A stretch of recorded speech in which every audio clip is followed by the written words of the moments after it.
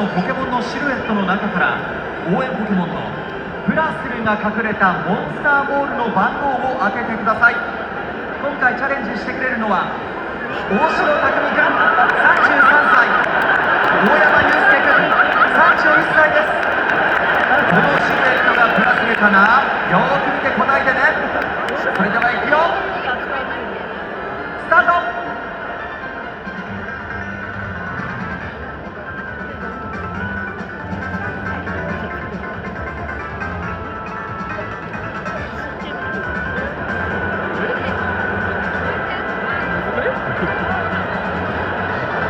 さあ何番のところにプラスルがいたかな。